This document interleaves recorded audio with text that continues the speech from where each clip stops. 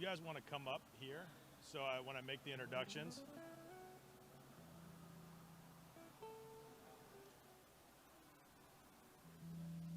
That way I'm not introducing.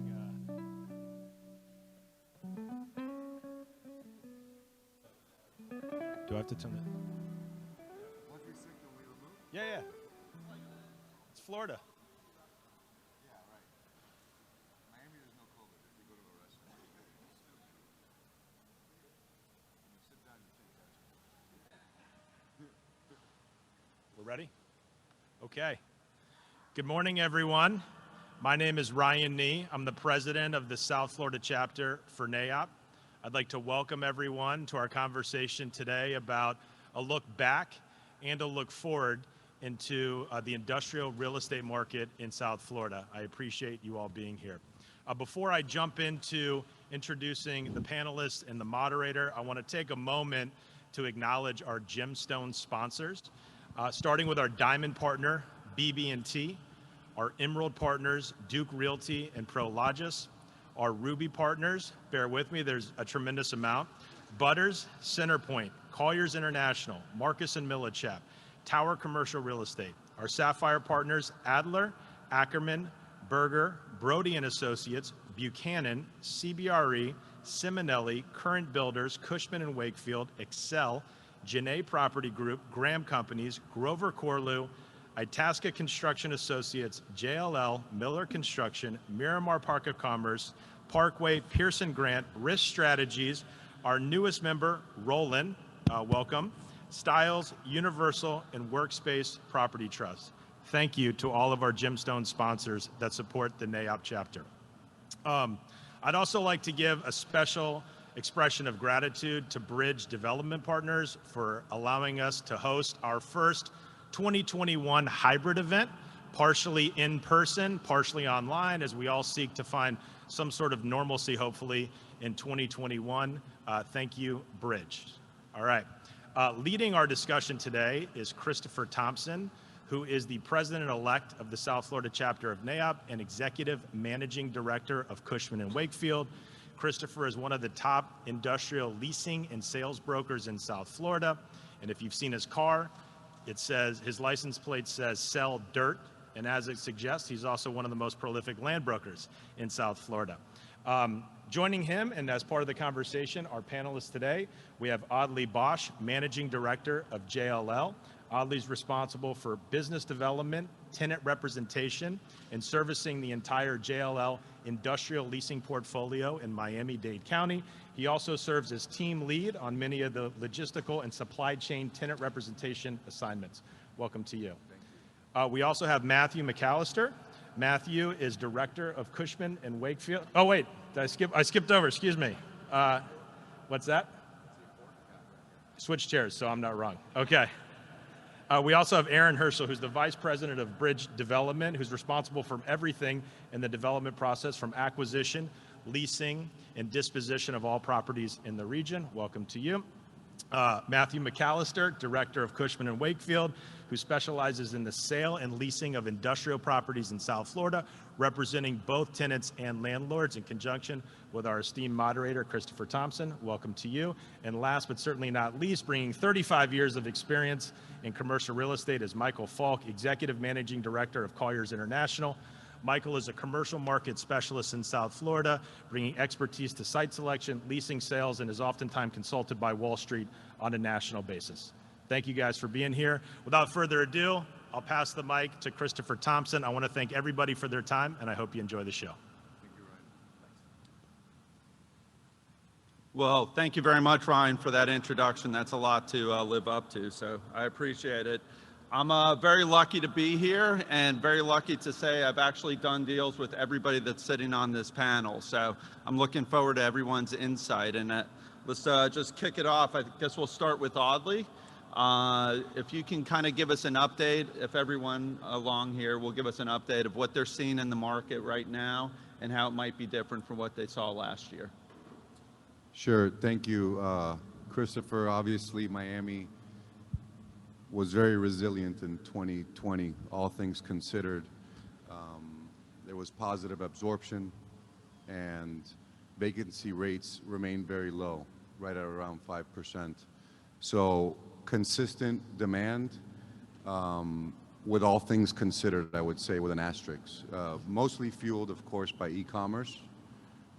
I would also say the pandemic, because of where we are geographically, has benefited the pharma and health care sectors quite a bit.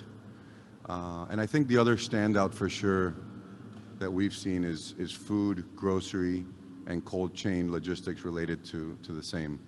So with that, Awesome. I'll say that's mostly what we've seen in Miami-Dade.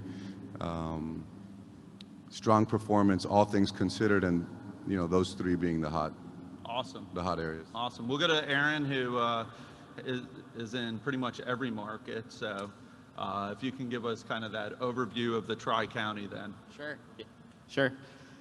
Just following up on what Audley said, and I'm sure what Matt and Mike will share, very robust market right now. I think we're all lucky to have been in industrial. COVID certainly didn't have as negative of implication as it did on some other asset classes, and in fact, served as a catalyst and may have accelerated certainly the e-commerce sector, food, a couple others, and from a demand standpoint, on the tenant side, or even, me in a competition looking for land, you look at the amount of capital coming into South Florida, big players who, traditionally hadn't operated down here. It's a really exciting time and speaks to the strength of our market. We've seen rents, grow and push, and some creative deals coming out of the woodwork, some repurposing of older different asset class sites, and just really a lot of new players. So it's just an exciting time to be in our space, and I think it will continue to reap benefit and reward for all of us for years to come. Well, awesome. Well, you're holding your own with the new players coming in town. So Matt, if you can talk about Broward County. Yeah, sure. Thank you, everybody. I think overall this year was much more positive than we would have all thought. Coming to the end of last year, we were about a 6.8% vacancy rate in Broward County. Overall, there was about 2 million square feet of new product that was delivered in the middle of 2020, obviously in the middle of a pandemic. As some of the other panelists had mentioned, a lot of e-commerce, food-related businesses. But I would say, I think one of the biggest upticks that we saw over the past year was home improvement related businesses, whether it's windows, flooring, patio furniture, and even going into recreational items such as marine, boating, bicycles. Anybody who had tried to acquire any of this stuff during the downturn or during the pandemic, took me close to 3 months to get a bicycle for my daughter delivered to the house. We also see with home construction going on, new construction, people relocating to South Florida. There's a lot of renovations that have been going on. So window companies, et cetera, we have seen a huge boost in that sector. Overall, Broward remains very strong. Lack of developable industrial dirt that's in the marketplace. So we are seeing developers starting to look at smaller parcels than historically they would look at. And then, just doubling down on what Aaron was saying, the strength of the South Florida market, we are seeing a lot of new players and a lot of new entrants come in. And obviously 10 years ago, wasn't even close to the amount of folks that are here. So we think that growth is going to continue moving forward. And we're looking forward to a successful 2021. And saving Palm Beach, the best for last. So go ahead and tell us about my favorite market. Yeah. Well, the story is just as good in Palm Beach County as it is in the rest of South Florida. I think we sit in an incredible area from many different aspects. And of course, the cold and what's happened in all the way down into Houston, Texas. We're south of that line, which is going to be, I think, a positive effect. We've had a lot of people moving in from the Northeast. So there's roughly 52 million-ish square feet of space in the Palm Beach County market. Our vacancy is probably hovering at about 3.8%, maybe about 4.2% when you add in some sublease space. The Amazons of the world have made their foray into the county, taking over 1 million square feet in a project that Chris was involved in up in the Palm Beach Park of Commerce. we're developing for McCraney about a 550,000 foot complex where the first two buildings are up, and we've seen about 35% pre-leasing. It's not typically a pre-leasing market unless someone comes in for a build-to-suit, so we're very uplifted by that activity. Rental rates have been rising. You're not seeing many deals below $8 in the larger space category. You're seeing deals north of 9, 10, and 11 triple net when you start to get into smaller spaces because TIs are getting very, very expensive. And the cost of doing these smaller spaces is a problem. That is the one sector where there's a shortfall. There's a really, really shortfall of space that's under 15,000 square feet. We're seeing a little bit of inventory in the 30 to 50,000 square foot range. But with only about 600,000 feet built in 2020 and maybe 800,000 feet being built for 2021, which only represents a very small percentage of the inventory, we think that the market's going to easily absorb it. And of course, those buildings tend to be being built at a little bit better ceiling height now. We're seeing 32. We've seen some 36-foot clear. But that in conjunction with the TI, the numbers are staying pretty strong. CAMs have been running $3.50 a foot. Some as low as $2.50, $2.75, but some as high as $5, depending on where you are. But overall, the market's strong. E-commerce, building supply. We've seen some medical-related, some drug-related, a little bit more of a demand for air-conditioned warehouse space. But we're very positive between this and the supply chain and what's happening in this market that this market's going to continue to boom for quite some time.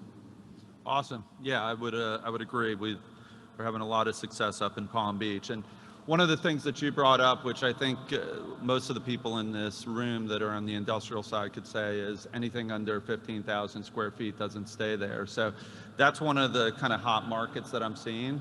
Matt, maybe you can address some other hot markets or tenant sizes that you're seeing in Broward that might be appropriate. Yes, obviously Broward County right now, there is a ton of demand in that sub 25,000 square foot range. The reality is there's not a lot of availability. So we've seen rates, especially in those lower size bays, increase dramatically over the last 12 to 18 months. Some of the most recent deals we're doing, in that size range is probably falling in the high 8s to even high 9s triple net. Which has been, probably about $1 increase over the last 2 years. A lot of larger tenants coming into Broward. We have seen a lot of 100,000 square foot requirements land in Broward County. Historically, I think we're breaking records year in, year out on some of the larger folks. And I think we're definitely seeing some of those mid-tier tenants, 30 to 50,000 square feet that, are out there, just not as plentiful as, the sub 25s. Awesome. And Audley, what are you seeing?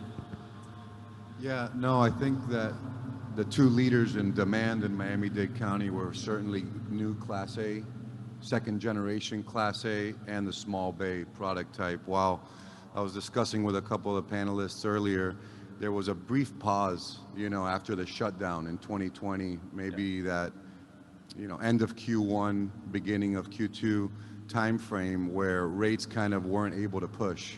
Everyone was sort of trying to figure out, I feel, where the next sort of move was. However, summer's where the demand really started coming into the picture, and again, being led mostly by small bay stuff, south of 15,000 feet, 20,000, and then really the Class A product. And what I would say is the rates are being pushed all across the board in those two categories.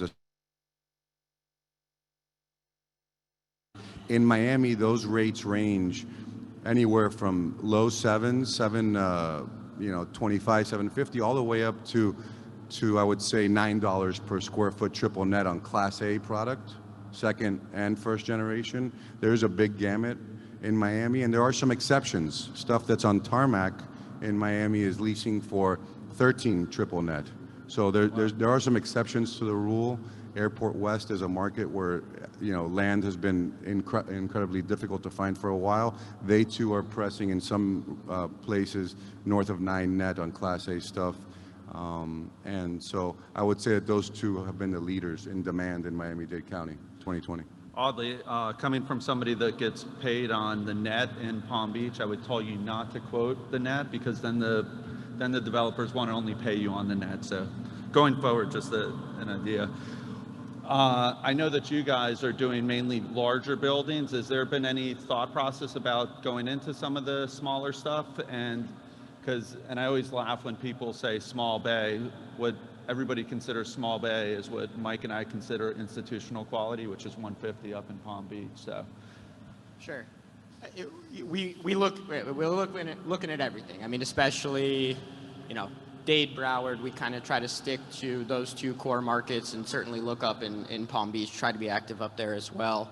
If a deal works, it works. I would do a small bay deal. We're talking about, pushing rents across the board.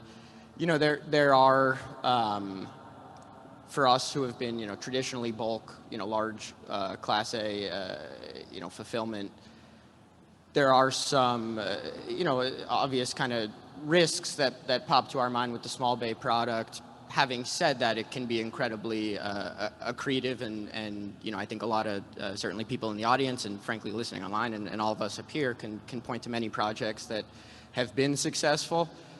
Now you're seeing, there's land disappearing. So, there's 5, 6, 7 acre sites left, and based on kind of the shape, can you fit a typical Class A, or go small bay? And we're looking at it. I'd say I've seen a couple plans come out recently, new ground up small bay product, both in Dade and Broward, that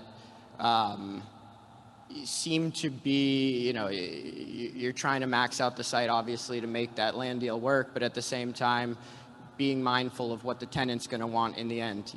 Isn't 100-foot truck court going to play? I think that's, yet to be determined. We try to kind of stick to the core specs that we, like to see even on a small bay product. And I think Mike touched on it as well. I mean, historically it's been kind of lower clear heights, but if I'm building small bay, I'm trying to go 32 minimum. And I would also add in kind of our larger park settings, as we look at opportunities there, I think it is important to have a variety of product. And so, to have a traditional bulk facility or multiple of them supported by some small bay product is something that we try to implement. We're doing it now at one of our projects in Northwest Dade, one of the smaller bay products we've built to date. It's 150 foot deep, and we're, our pro forma's underwriting to 425,000 square foot tenants. So it's been incredibly successful. I'm not sure that Bridge will ever be a leader in that space, but certainly something that we recognize can be and should be implemented.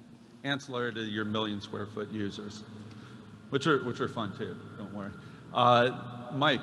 I was going to say on the differentiating between the small bay and a flex bay, there is a huge opportunity, and there is a very lack of interest to really build that product. But I can tell you, across our flex bay product line, there's probably almost a 0% vacancy factor.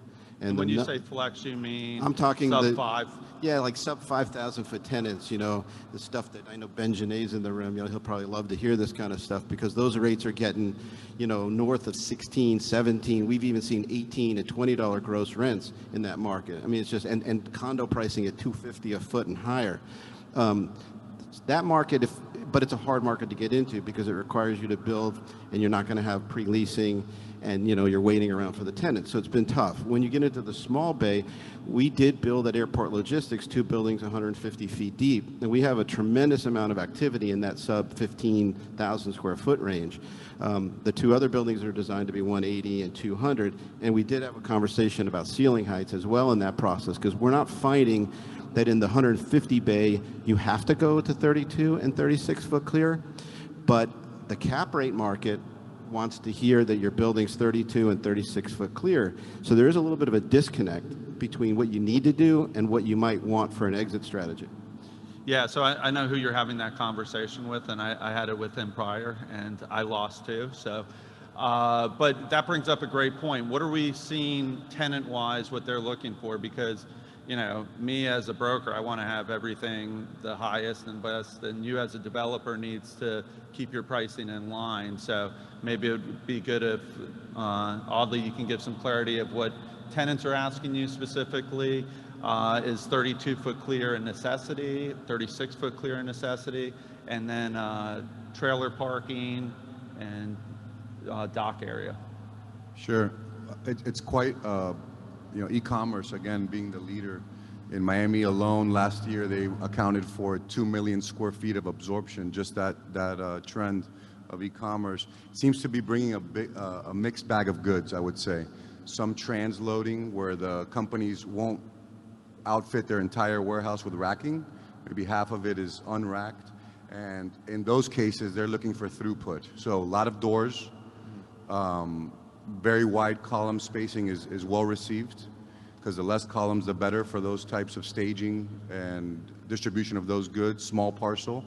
It's tough to go into a warehouse in Miami now, small or big, that doesn't have small parcel service being demanded out of it. I would say the next biggest demand we're seeing is that, you know, was there before but more now, is freezer space. We're seeing more freezer space come into the market as opposed to cooler space.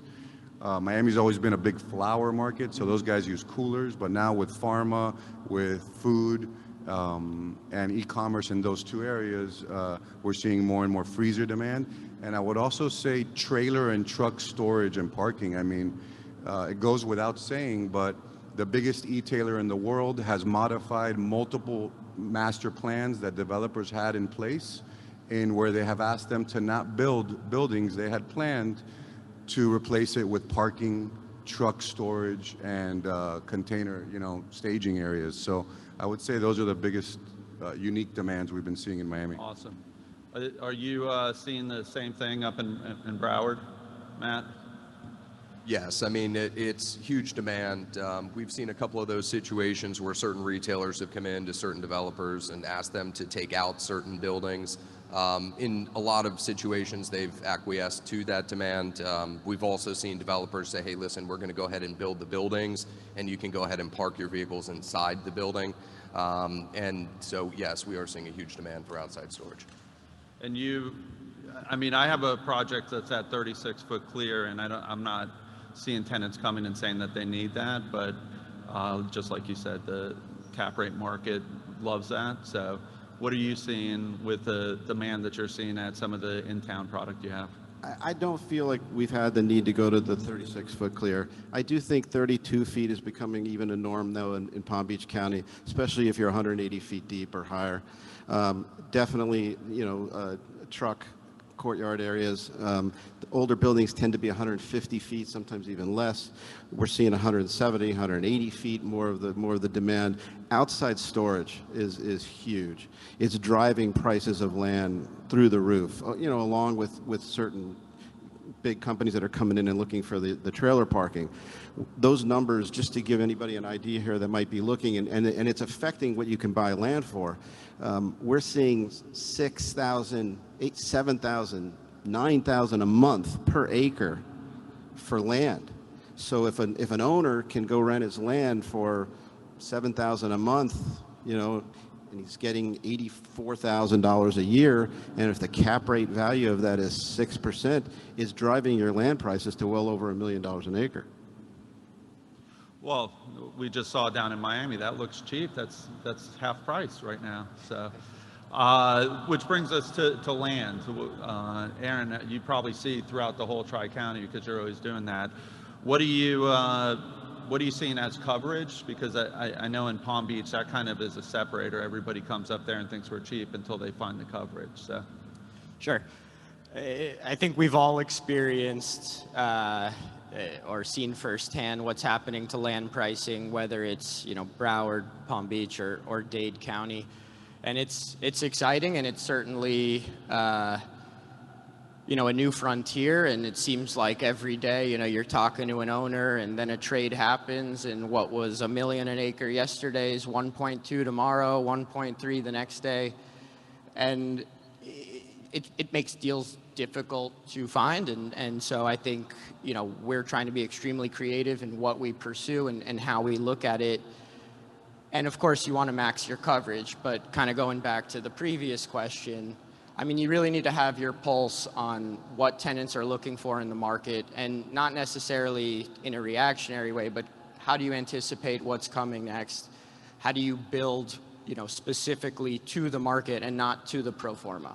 And so sticking to, you know, your core specs or getting ahead of, you know, the shifting demand, I think there's a huge disconnect. Mike nailed it in terms, you know, certain product and are you building it for your exit? Are you building it for the tenants in the market, and just being mindful?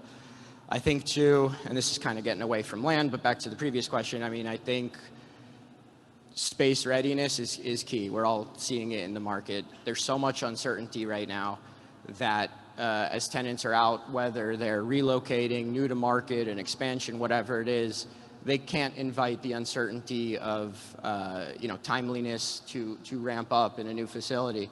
And so that's the one area they can control, and because of that, you know, we're speccing out you know, as best we can. And you're damned if you do, damned if you don't, right? I mean, it's, if you build it, it's wrong. If you don't, it's also wrong. So you need to be flexible in the way you build. I'd say the same, you know, going back to the land question, as you lay out a site, of course, I want to max coverage.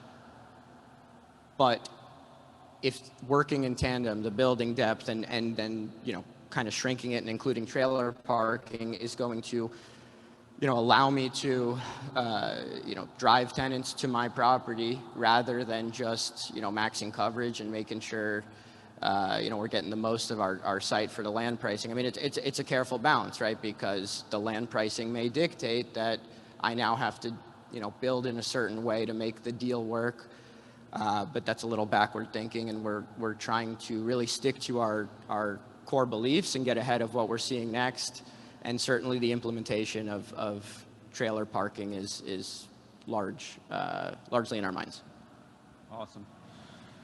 So one of the things that we've been talking about a lot of good, maybe let's talk about what we're seeing as a weakness in the market.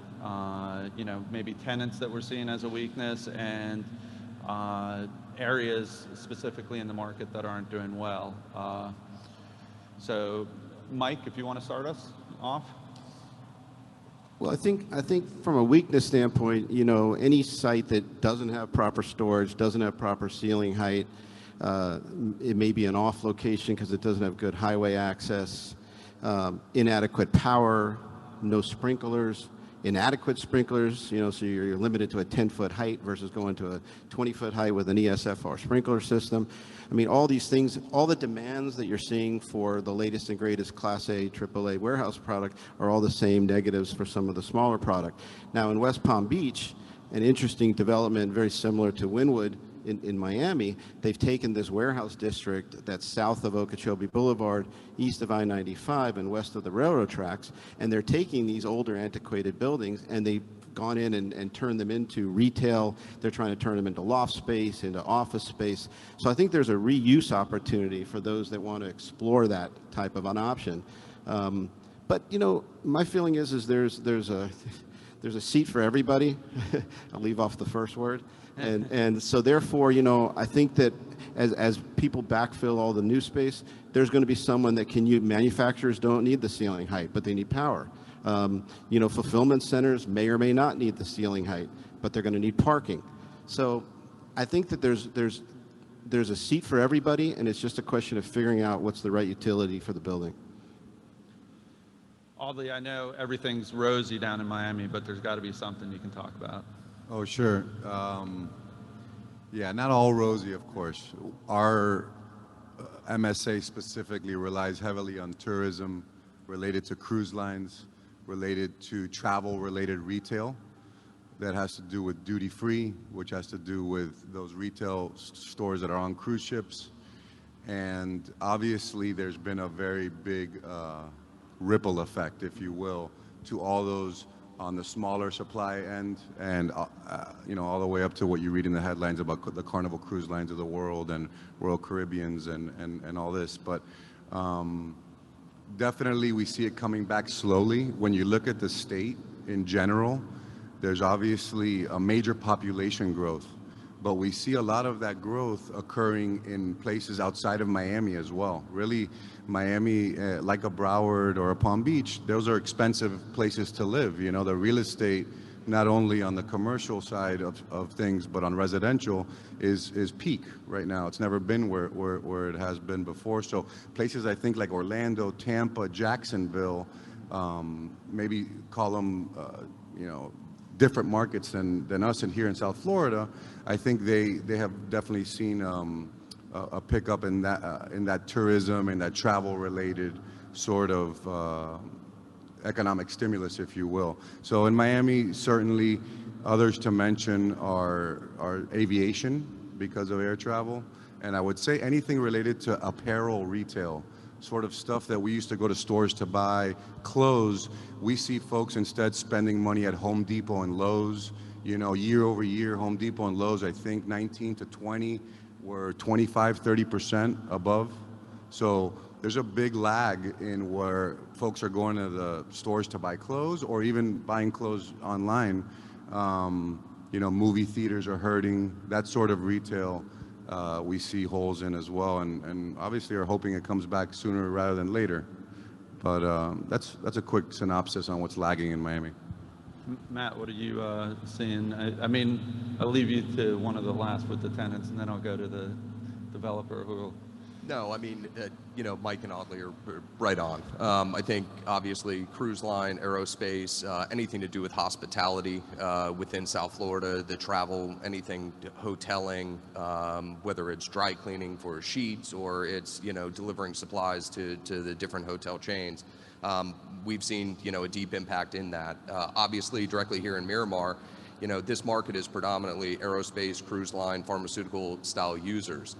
What we saw last year was a lot of the pharmaceutical folks that were coming in were somewhat PPE related, required full air conditioning, and also required immediate occupancy. So, you know, that was another, you know, item that we had talked about previously in the panel, having spec office available, such as, you know, we have here at Bridgepoint Miramar, you know, and the availability to plug a tenant in immediately into the space was critical during that time. But the good news is that we have seen some of the aerospace companies start to trickle back as more planes are back in the air. And the hope is moving into this year towards the middle of the year and we get towards the summertime, the cruise line industry will also start to, you know, take shape. Yeah, you know, I think COVID highlighted, you know, a lot of the risks and kind of inefficiencies maybe of the way we were doing fulfillment previously. You see a lot of retailers, you know, the ones who have continued to be successful implementing, you know, instead of the just on time, the just in case inventories. And so, you know, we just did a deal in Miami Gardens with one of the larger brick and mortar retailers, and frankly, it was, you know, a consolidation of two existing facilities, but, you know, 30,000 square feet more than what they had between the two. I think an area of risk or, you know, kind of negative implications we've seen across both Dade and Broward would include those retailers who maybe didn't have an e-commerce presence before and haven't implemented it since. But you know, on the other side of the coin, you've seen a number of retailers be really nimble, especially on the food side of the business, really nimble and now offer an e-commerce platform that they didn't before. In terms of rent growth, you know, I'd say overwhelmingly positive. I think we all touched on that earlier. There still are certain submarkets, particularly in Dade County, where, you know, we're not necessarily pushing as much as I think all of us would like to see, and that ends up, you know, being a driver for all of us, to be quite frank. That said, you know, I think those rents will continue pushing. I saw that, you know, depending on what report you read, Dade and Broward and Palm Beach, they coupled it together. The Tri-County area is projected for, I think, the number 8 rent growth, you know, nationally through 2025. We were number 8 last year in terms of pre-leasing activity between those 3 counties at 60%. I think you'll see that trend continue as well as the rent growth. So not trying to spin a negative to a positive here, but the kind of macro implications speak, I mean, they frankly just speak very positively to our space. That's awesome. So Audley had mentioned something in reference to kind of some new opportunities that are out there with the freezer cooler, what tenants are looking for. I know, Aaron, you guys are big in the Northeast or in the North in reference to that, and can probably speak to that. But can you speak to that, and then also other opportunities that we're all seeing in the market that we never thought we'd see, type of thing? Sure. Yeah, the cooler freezer space is incredibly active. I think all the other panelists hit on that already. Bridge is actually building the first speculative purpose-built, cold storage facility to be delivered to South Florida, and from what we can tell, to be delivered on a speculative basis nationally in Hialeah. That'll deliver at the end of this year. It's a 312,000 square foot front load facility, 50-foot clear, insulated metal panel walls, glycol flooring throughout, can get to temperature ranges of -20 up to 55 degrees. The reason it hasn't been spec before, certainly demand is pushing more than ever now, and it seems like our timing was almost perfect with kind of the rising demand. But it's a space we've loved for a long time. We have over 2 million square feet nationally, and part of the struggle is it's incredibly expensive to build, right? Those tenants in that space tend to have a very specific operational need. I mean, the comparable facilities to what we're building in Hialeah, historically have always been build-to-suit facilities. So how do you make the space flexible while also, bringing the specifications that those tenants need? And it's, I say easy to do, but it's incredibly expensive. It's incredibly expensive, and it demands a higher rent. But you got to look at it then on a per cubic foot basis rather than per square foot. I mean, the efficiencies that type of facility would deliver, it's night and day compared to, a dry facility adding a box-in-a-box capability. So we are extremely bullish in that area. Frankly, we're looking to do more cold storage on a speculative basis. We just started construction on our Hialeah facility in earnest about last month, and I would say the tenant demand has been through the roof. You're getting calls, and a lot of it is questions up front. I think, I speak for Miami, but South Florida in general, there's a ton of aspirational type projects announced all the time that never happen. Mm-hmm. And so I think there's a lot of skepticism in terms of, will this be delivered, and what does that look like?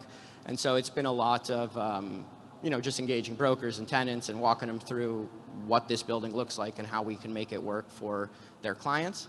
And we've been successful to date, and I expect that that property will do very well, and it won't be our last speculative cold storage deal. Have you guys quoted a rate yet on that? Yeah, so we're asking $20.95 base rent.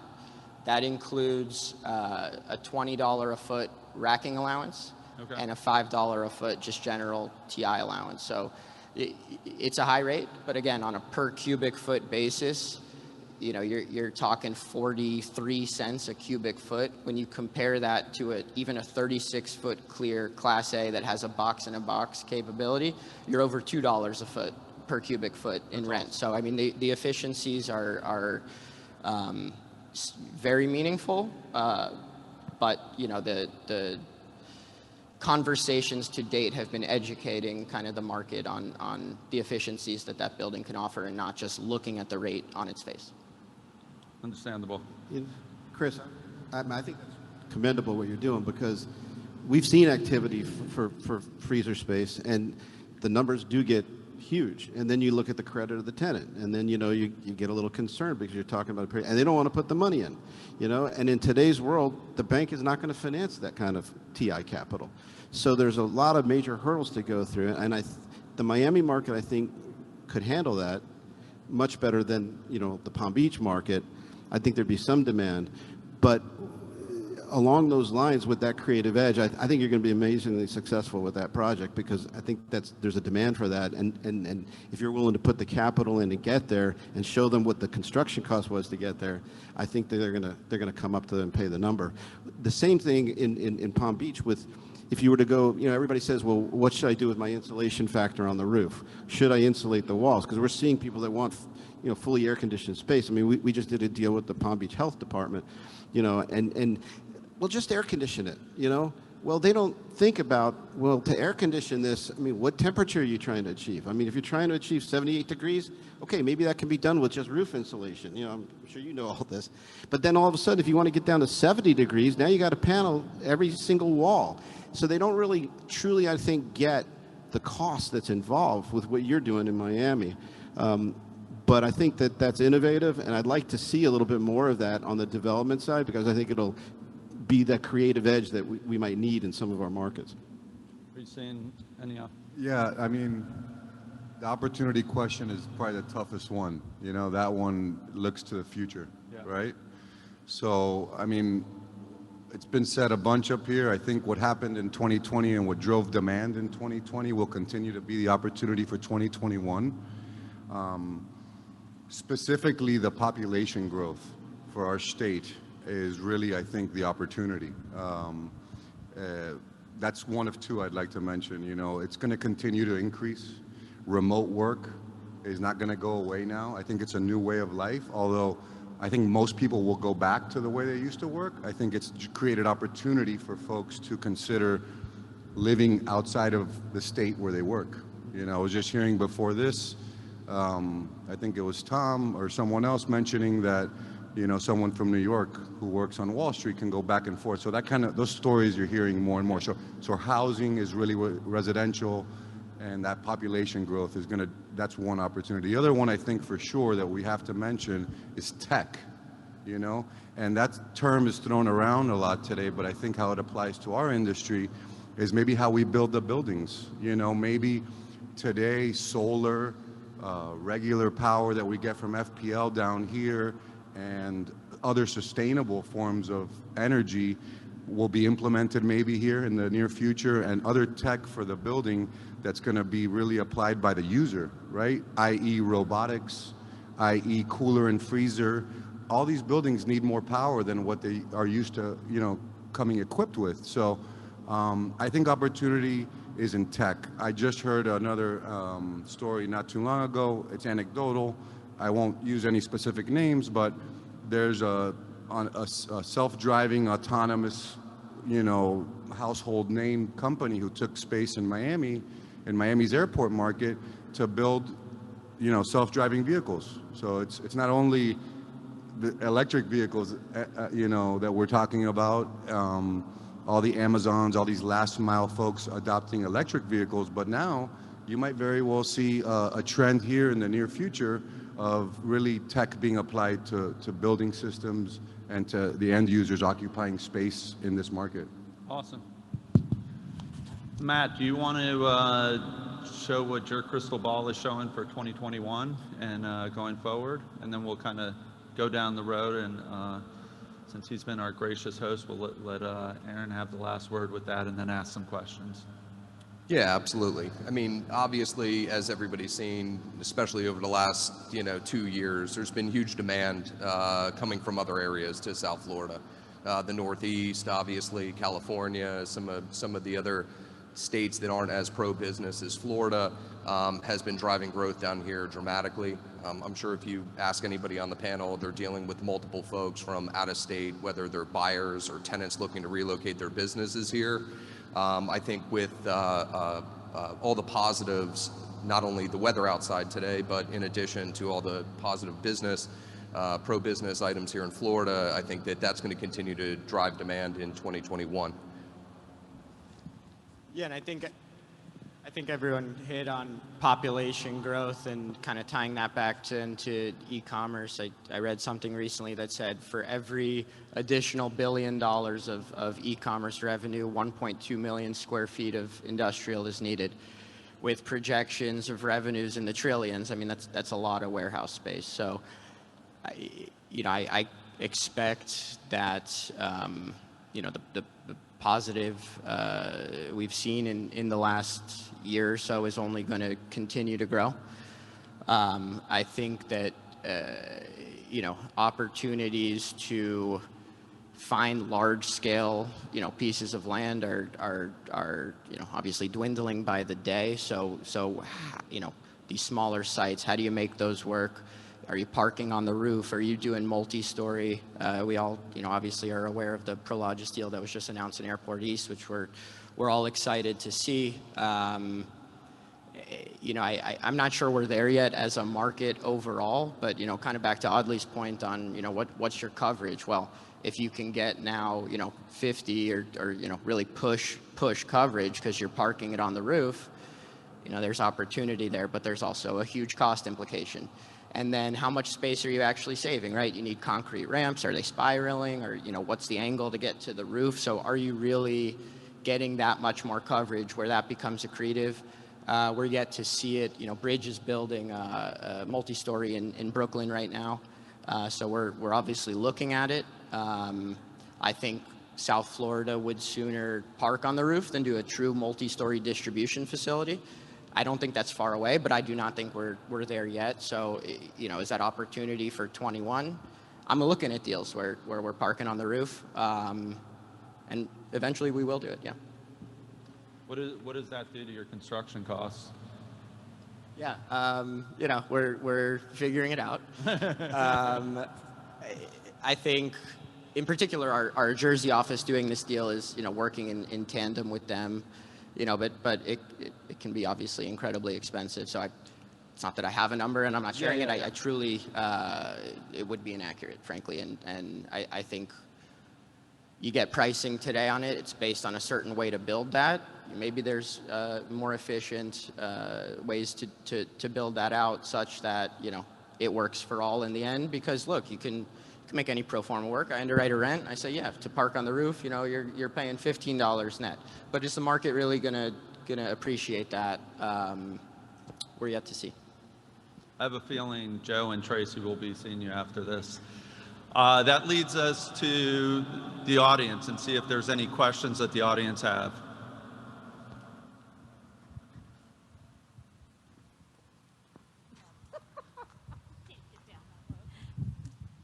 Good morning. I fielded a lot of calls from developers of other sectors, you know, retail, and they're like, hey, we're thinking about getting in the industrial market. None that I have talked to have done it yet. Have you guys had any? I know you get those inquiries all day, right? I've got money, I want to deploy it in industry, even though I've never done it before. So I usually give them my competitor's number and say that they should spend a lot of time with them on the phone, but let's, Mike, it's actually Mike who I give it to, so. Is that why I'm getting all these phone calls? Yeah. No, we do a lot of different types of deals, and so, I mean, we're seeing a reuse of an 7.5 acre site right now with a commercial, you know, 25,000 foot building on it. But going industrial is going to be a little bit of a challenge because you got residential behind there. So I don't know if that's going to be the route. That's really more of a multifamily play. But I have seen a couple of multifamily players come, and they've been making offers on some properties. Some of the pieces in the Western Delray market, you know, have been in play. And you are seeing some people that generally have not been in the industrial business that are saying, I want to get into the industrial business. And we're seeing a ton of development from the Northeast. We're seeing, you know, I know this isn't a meeting to go over Martin and St. Lucie County, but there's huge growth up in Martin and St. Lucie County because the development costs are so much less and the land pricing is so much less. And you're seeing a lot of builders and developers that are coming in from outside the area. But I would say as a broker, you know, you need to be cautious because you don't, you know, if you're looking at the market and you're coming out of the Northeast, it's one thing, and you know, but when you're in the market, it's another thing. So when you're in Miami, there's such a huge depth to the market, and as you move north, you know, the depth changes a little bit. So you have to be real cognizant of where your demand is to be able to make sure you're going to be successful. So I welcome all those people coming into the business, but you know, we just need to make sure that we're giving them all of us are giving them good advice in terms of what the construction costs are going to be from like a Joe Colina standpoint, or from all of us up here, and what the market rents are going to be. Because what we don't need is people coming in here and building on some pie sky, you know, idea that's maybe not going to happen. Yeah, we're seeing it a ton. There's groups that you would never expect to be in this space, and you hear the deal announced, and you're surprised, but you're not. These groups need to deploy capital. They've recognized the value of industrial, whereas we were never the sexy asset class, and all of a sudden we're the number one place to be in right now. And so while it's exciting to see, much to Mike's point, I mean it makes me fearful. They're underwriting rents that maybe they are achievable, but frankly, it's to make the deal work when I look at it and recognize it. And so, I think there's this idea from groups, whatever space they're in now, that industrial, it's so easy to build, it's a box, it's cheap, blah blah blah. And look, they're not entirely wrong. It's not complicated, particularly compared to what they're doing elsewhere, but when the rest of your assumptions don't necessarily jive with what's happening in reality, that's scary, certainly for them in the long run, but it could have major implications on the rest of us. And even today, it's driving land prices. So there's such a demand to get in this space that you really need to stay disciplined and not necessarily underwrite to your competition, but stick to your principles. Be okay to sit on the sideline, because I think there's just so much money coming in that it's an incredibly competitive space. So either look at deals that are really creative and unique, and other groups may not necessarily recognize how to get up and down with that. But Bridge, obviously we're in markets across the country, but my focus is South Florida only. So maybe sometimes to my detriment, I tend to be myopic in the way I look at pricing. I think a lot of these groups, whether they're in a different space or they've participated in industrial elsewhere, they see, $80 a building foot, that's a steal, because they're comparing it to Jersey and LA and Seattle. And maybe they're not wrong, but I think you need to stick to your principles and be confident in the way you look at deals, and not necessarily be reactive to those groups coming in and deploying, a lot of capital. I think we have Chris Metzger has a question. Yeah, I just have a quick question for Michael. Michael, you mentioned the leasing of dirt for outside storage of product or vehicles, and you threw out some numbers of 6,000 to 9,000 a month. So I'm assuming that's gross. And the question is what improvements do you have to do to the site in order to achieve those numbers? Yeah, I think at the lower end of that spectrum, you're leaving a lot of that up to the renter coming in.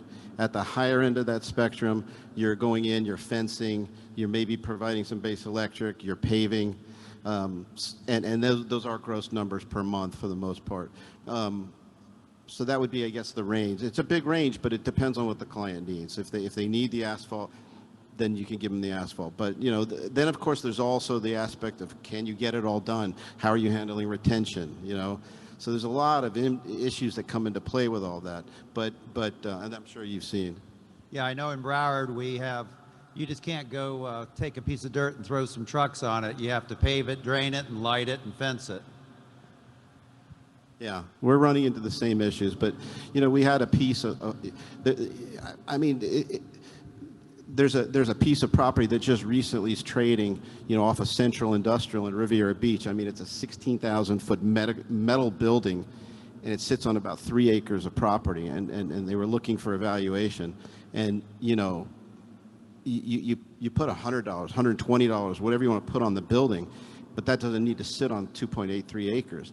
And then you look at the value they're assessing for the land, and all of a sudden, their numbers on this thing went from 3.2 to like 3.7 million for a 16,000-foot metal building right off the interstate. But the numbers can get a little crazy, but that's what people are willing to pay for outside storage or land. I told them a lot more to get the assignment. Are you seeing the same thing in Miami with the pricing for outside storage? Yeah, there's a race for land, and the financing market on the end user side of things has now created a new competitor for the institutional owners that are looking to adapt and buy one-offs, right? small pieces of land from 2 to 5 to 7, 10 acres, we are seeing often not only asking price being achieved, but a bidding war being created oftentimes, and sometimes it's an institution versus an end user. I can't remember the last time we saw that.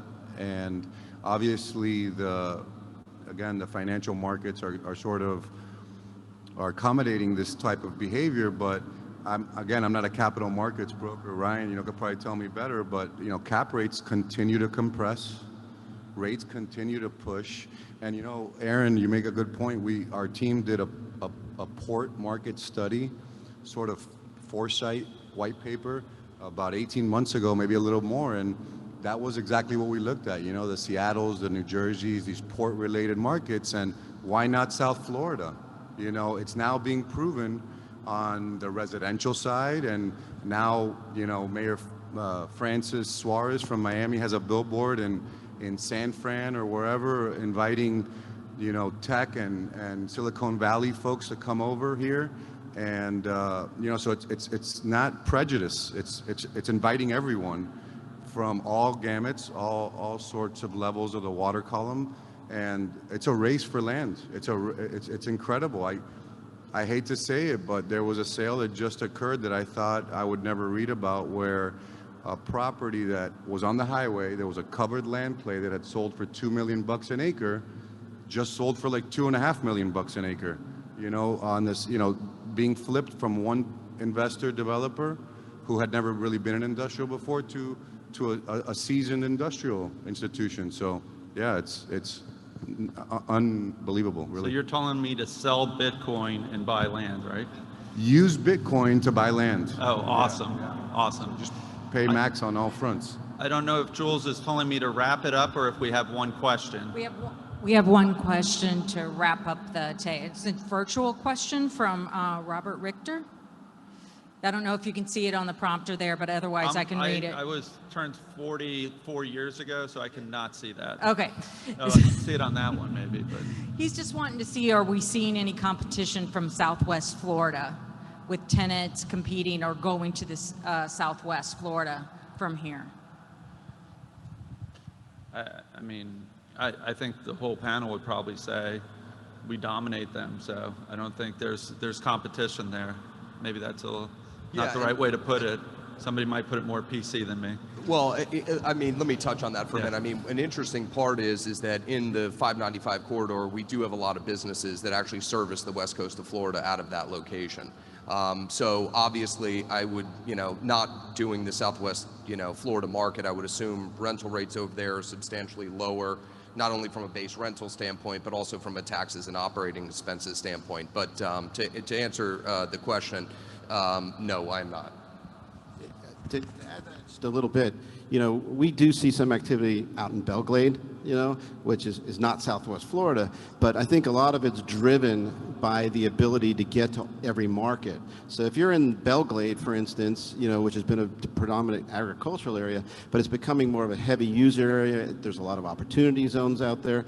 It's still a 30-minute west drive from the West Palm market, but those people that are locating there are able to hit a good portion of every market. So I think that's going to be a market that's going to open up a little bit for those type of users that are trying to get to those places. And quite frankly, for users that need million-square-foot buildings, because where are they finding million-square-foot buildings now? So, they're either moving there or they're moving north, which is happening into St. Lucie and Martin County. Yeah, I would just add, I would expect most of the activity in Southwest Florida to be entirely driven by, users needing to be there. Bridge, we build on a almost exclusively speculative basis, and I don't think the demand is quite there. There's not that rooftop count that we'd like to see to be active out there in that space. But to Mike's point, I think go to Audley's backyard and you can still service Southwest Naples area from there. So I don't expect direct competition, and it'll be user based if we see activity out there. So Mike's done a really good job of plugging our next virtual meeting, which is the Next Frontier, where we're going to discuss Martin and St. Lucie County and Belglade and Homestead. So thank you very much, Mike, for that. And thank you, Aaron and Bridge, for hosting this great event. I am very happy, and I know there's a lot of dry cleaners that are happy that people are actually wearing suits to something. So thank you guys for all attending. Thank you.